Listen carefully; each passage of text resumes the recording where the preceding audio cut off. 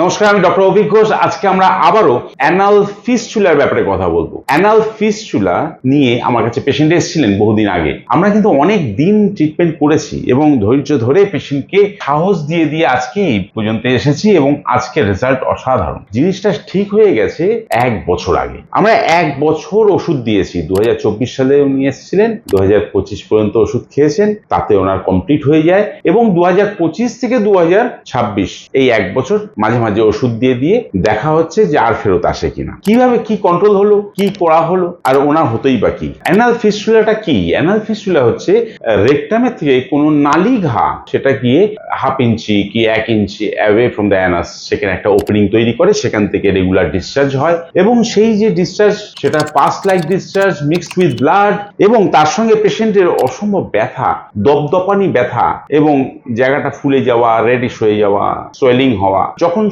শুরুতে এই জিনিস ধরা পড়ে তখন মানুষ সবসময় এটাকে একটা অ্যাবসেস হিসেবে দেখে। এটি যে একটা ফিস্চুলা বা একটা নালীঘা সেটা কিন্তু প্রথমে বুঝতে পারে না। তার মানে অ্যানাসের পাশে যে কোনো অ্যাবসেস হলেই কিন্তু সাথে সাথেই ডাক্তারের কাছে যাওয়া উচিত। ওনার ক্ষেত্রে যেটা ঘটেছিল সেটা অ্যানাসি থেকে 1 ইঞ্চ দূরে একটা অ্যাবসেস হয়েছিল। সেই অ্যাবসেস থেকে রেগুলারলি ডিসচার্জ হতো। আমার কাছে যখন আসে তার আগেও 1 বছর উনি ভুগেছেন, আপনি 1 বছর আগেও ভুগেছিলেন এবং জেনারেলি ডাক্তারবাবুরা অপারেশন সাজেস্ট করে, তা উনি অপারেশন না করে আমার কাছে আসেন। যেহেতু এটা অল্প বয়সের একটা কেস, অল্প বয়সের পেশেন্টের বয়স বেশি কিন্তু রোগের বয়স কম, সেহেতু আমরা খুব সুন্দরভাবে ট্যাকেল করতে পেরেছি। যদি পুরনো হতো তাহলেও পারতাম। আসলে উনি যখন এসছেন তখন অ্যান্টিবায়োটিক কমপ্লিট করে এসছেন, তো ন্যাচারালি ওই যে ডিসচার্জটা হতো রেগুলার, সেটা কিন্তু কমে গিয়ে 15 দিন অন্তর অন্তর আমি পেয়েছি। ওনার যে ডিসচার্জটা হতো, তাই তো 15 দিন অন্তর অন্তর হতো।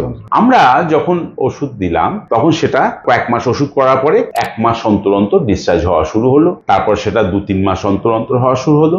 লাস্ট 1 বছর ওনার কোনো ডিসচার্জ হয়নি, মানে 1 বছর আগে লাস্ট ডিসচার্জ হয়েছিল। লাস্ট ডিসচার্জ হওয়ার পরে দেখা গেল যে ওই জায়গাটা উঁচু হয়ে রয়েছে। এই 1 বছর ধরে আরো ট্রিটমেন্ট হয়েছে এবং এর মধ্যে থেকে আর কোনোদিন ডিসচার্জ হয়নি এই লাস্ট 1 বছরে। কিন্তু ওই যে এলিভেশনটা ছিল, এই যে উঁচু ভাবটা ছিল জল খরচ করার সময় ওইখানে হাতে বাঁধতো, সেটাও লাস্ট 1 বছরে কমতে কমতে ছোট হতে হতে একদম মিশে গেছে হাতে, আর এখন আর কিছু বাঁধে না। তাহলে এটা ঠিক বলছি আমি? হ্যাঁ, তার মানে ওখানে কোনো এলিভেশন নেই, সেটাও মিটে গেছে। লাস্ট 1 বছর যেহেতু জিনিসটা কন্ট্রোল হয়ে রয়েছে আর সেখান থেকে কোনো ডিসচার্জ হয়নি, সেহেতু এটাকে বলা যেতে পারে অলমোস্ট কিওর হয়েছে। তাহলে অ্যানাল ফিস্চুলা কিন্তু ওষুধে, হোমিওপ্যাথি ওষুধে সুন্দরভাবে ট্রিটমেন্ট করালে কিওর হয়, সেটাই আমি দেখাতে পারলাম। তা আপনি যখন এসেছিলেন তখন আপনার ব্যথা যন্ত্রণা কি হতো আপনি বলুন। খুব বিশাল যন্ত্রণা হতো বলুন তো। পায়খানা করার পরে মানে সকালে যদি পায়খানা করে 8টার সময় বেলা 3-4টা অবধি ওই জ্বালা, মানে ওর ভিতরে সব, আচ্ছা, জ্বালা ব্যথা সবই ছিল। কিভাবে কমলো জিনিসটা? তারপরে আস্তে আস্তে জ্বালা যন্ত্রণা, ওষুধ খেতে বেশ 1 বছরের ভেতরে ওষুধ খেয়ে জ্বালা যন্ত্রণাটা আস্তে আস্তে কমে গেল। তারপরে যখন জ্বালা যন্ত্রণা নেই, তারপরে মাঝে মাঝে রস, প্রথম বেশ রস বার হতো। ওটা আমি বুঝতে পারতাম না, পায়খানা করার সময় বুঝলাম যে রস বেরোচ্ছে। তারপর আস্তে আস্তে কমতে এখন আর রস বেরোচ্ছে না। এখন আমি আপনাকে 2 বছর ট্রিটমেন্ট করেছি। প্রথম বছরের মানে আজ থেকে 1 বছর আগে লাস্ট ডিসচার্জ লেখা রয়েছে, তারপর থেকে এখনো পর্যন্ত কোনো ডিসচার্জ নেই। আমরা এনাকে যে ট্রিটমেন্ট করেছি সেই ট্রিটমেন্টের মধ্যে আমরা কিন্তু যেরকম মেডিসিন ব্যবহার করেছি, আমরা সেরকম ডায়েটটাও দিয়েছিলাম, যাতে সুন্দর করে ডায়েট করতে পারি, যাতে রেগুলার পটি রেগুলার ক্লিয়ার হয়, রেগুলার স্টুল ক্লিয়ার হয়ে যায়। তো ওনাকে আমি ডায়েট দিয়েছিলাম। ডায়েটের মধ্যে ফাইবার জাতীয় খাবার ছিল। সকালবেলায় ওটস মিল ওনাকে খেতে বলা হয়েছিল, ওনাদের প্যাটার্নটাই চেঞ্জ করে দেওয়া হয়েছিল খাবারে। ওটস মিল দেওয়া হয়েছিল, দুপুরবেলায় 2 চামচ ইস্টফুলের ভুসি, আর বিকেলবেলা টিফিনটা খই দিয়ে করতে বলেছিলেন।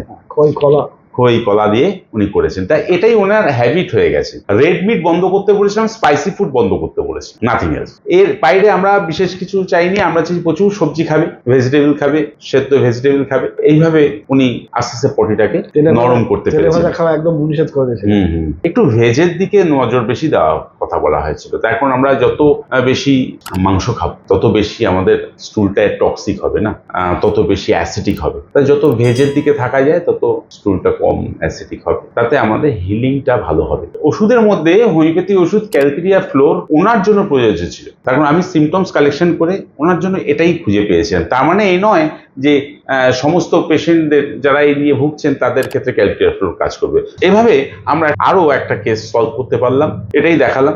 নমস্কার, ভালো থাকবেন।